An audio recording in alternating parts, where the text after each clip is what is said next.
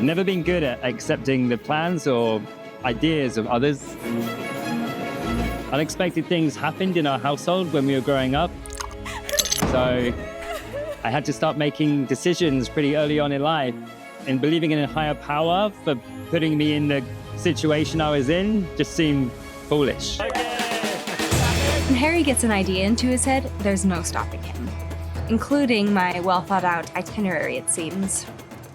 But I'm glad that he's taking this seriously enough to seek out other people who share the same commitments in life. I hope his plan is something more than just driving off into the desert alone. Like I'm stuck in the sand.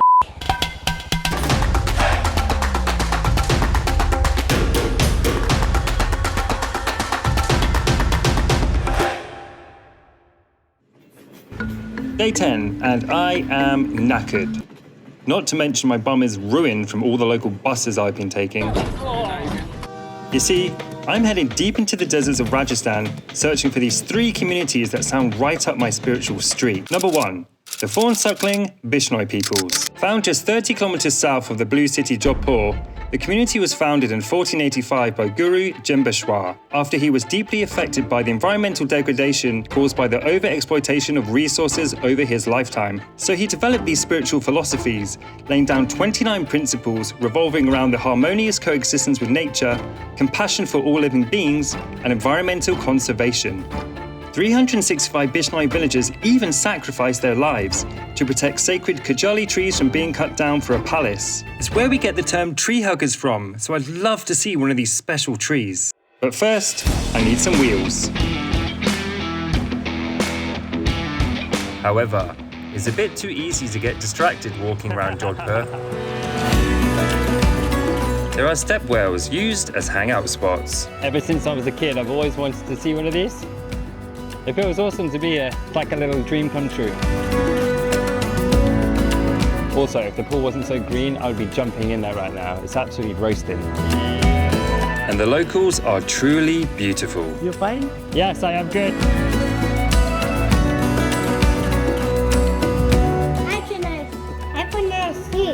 Yeah. How are you? Good? Yeah. Hey.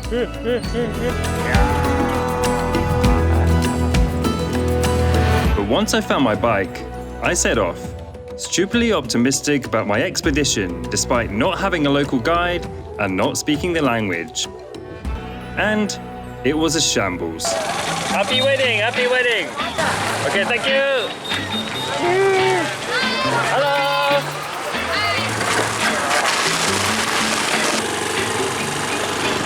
Bye-bye. Okay, so I've come to this place here, and on the map it says it's the wildlife sanctuary area with all the different birds and deers and onyx, but to me it looks like a bit of a prison. I think over the years it's been turned from a sanctuary and then turned into a prison, so you can see these kind of watchtowers in the background there. Oh, gonna get hit. Whoa.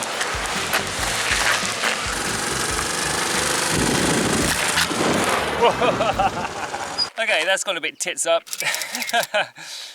So I've just come here towards the entrance of Bishnoi Traditional Village, but unfortunately you're not actually allowed in unless you're on a jeep as part of a tour. And I was just speaking to the ranger back there, and they said that actually there's only 3 traditional houses, and the tour is more about showing you the traditional types of weaving they do, the hand printing and the pottery making. So the tour isn't necessarily about like the peoples themselves and talking about their connection to the land and all their different farming techniques. Also, as you can see, it's the middle of the day right now, which means that a lot of the farmers aren't out there, and actually he says that a lot of the farmers are female. So unfortunately you're not allowed to actually take any videos of them because they're female, which completely makes sense. Yeah, you know, everyone's entitled to their privacy. It's just a bit of a shame. I just wanted to capture some footage to really make a compelling piece about this sect of Hinduism, because I think it's really cool, and I thought at least maybe if I talk to someone I could yeah, just have that face-to-face story and really hear about their connection to nature, and I guess in a way match it up with my own. But yeah, I think you're gonna just have to make do with maybe some drone shots of the farms. But of course, I wasn't going to give up that easy, so I headed to a pin on the map that simply read Rescue Centre.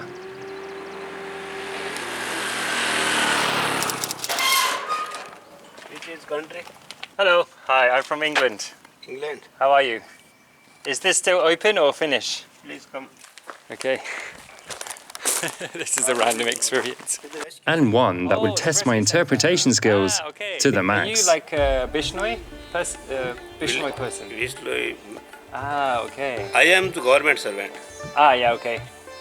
यहाँ पर posted and duty regularly. Ah, okay, okay. So this is your duty as a person? And from what I could work out, this guy works here alone and takes care of any animals injured by humans within the wildlife reserve. Leg Yeah. in. Okay, the leg. So then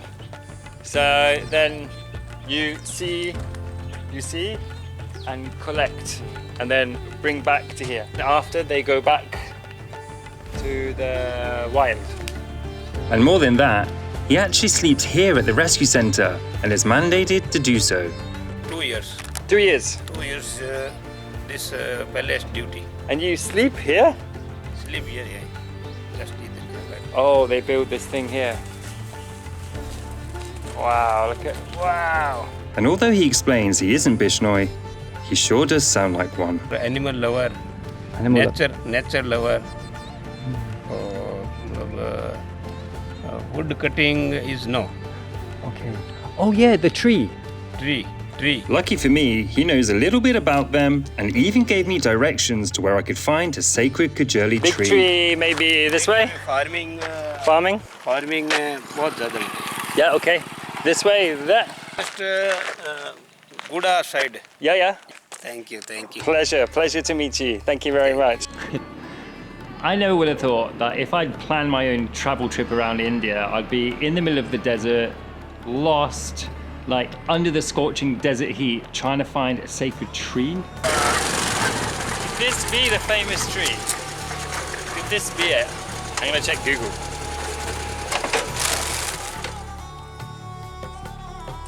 I think this is it. This is the tree. This is the tree that people gave their lives for. I feel like this tree has a lot of stories to tell. Thank you for this nice experience. I mean, the good thing is about being lost, or what's special about it, is that, you know, it teaches you that you have to ask for help, you have to problem solve your way out of situations, and you meet people. And if I think about it, it's one of the biggest problems I've had with spirituality or religion before, because I feel like when people are problem solving their lives or they're achieving something, they often take that credit and give it to a higher power, and it's really frustrated me in the past. But I mean the Bishnoi, they pretty much started conservation in India, maybe even the world, with what they sacrificed and what they did. So if they can do that by following a set of rules that are handed down to them, then maybe I need to align myself to a spiritual sect who care about the same things that I do, like the Bishnoi.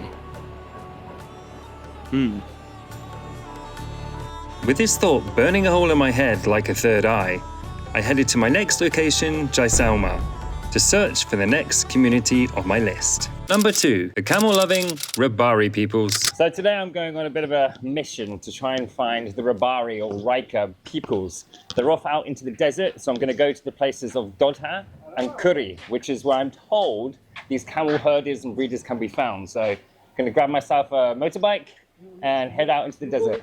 We go that way? Which road is? Okay. We're good to, oh, you have a shop? Yes. Ah, okay, fine. Okay, so we're going to go with my brother here. What's your name? My name is Rasul. Russell. Russell. Lovely to meet you. So we're going to go with Russell, go and pick myself up a Honda Activity and go to the desert. Okay. Okay. Okay, Russell. And off I go again, this time facing the full might of the desert in this Indiana Jones-like quest. Hope it's not like this the whole way.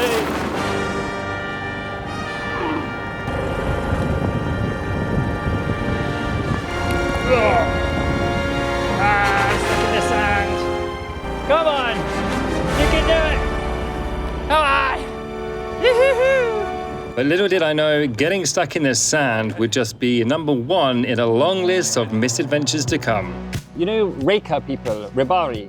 Rebari. Not here. Oh, they're not here? Ah, really?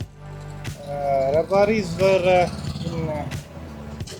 maybe more than 250 kilometers far from here. Oh, more than 250. They are living middle in the desert. Okay, this is not good. I've just found out that I've actually run out of water. And it's like peak daytime, peak heat. And the road that I thought was going to be... the road that I thought was going to be sealed and nice, like the one on the way to the village, it's not. It's basically, it's like it's not being used in years or something. So now I'm literally in the middle of the desert with no water on a little scooter that wasn't designed to go on these roads, and I don't break down in the middle of nowhere. Water? I can buy? Water? Yeah. I was so thankful that this place had a well so I could replenish my water. This is for drinking? But it seemed my bike was dehydrated as well. The hell? It's saying the fuel's gone. It's saying the fuel is empty. After being given a small amount of fuel by some locals, the harsh reality of living in the desert started to sink in. I had been told about snake charmers, dancers, mystics and folk singers who performed out here for hundreds of years against all the elements. And I was in awe at their strength. The water's coming in. Oh God.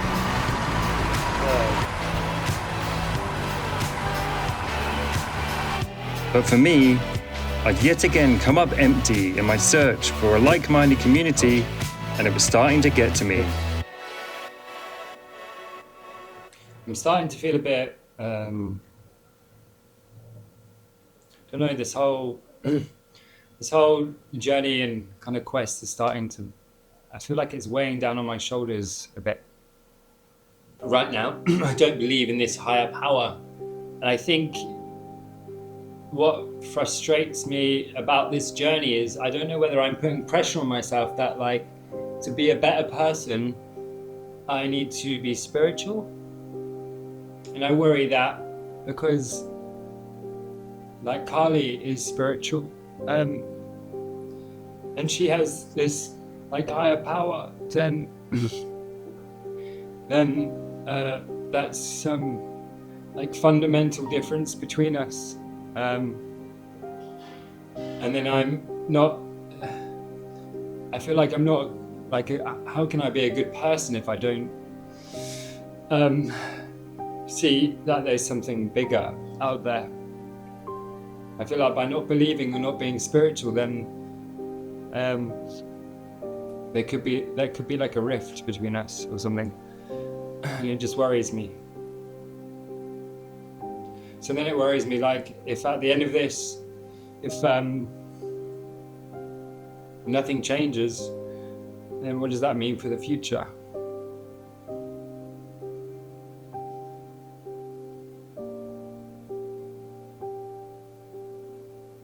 Next time on Detour to Dharma. You are from inside. This is actually one of the most spectacular things I've seen in India so far. Thousands and thousands of rats. I'm really scared of, like, getting some sort of, like, illness. I hate not being in control. If I'm gonna die, I'll die at my own hands. You have a hard journey to meditate on what you're going to pray about at the top. Harrie, Kerley! be spiritual. What?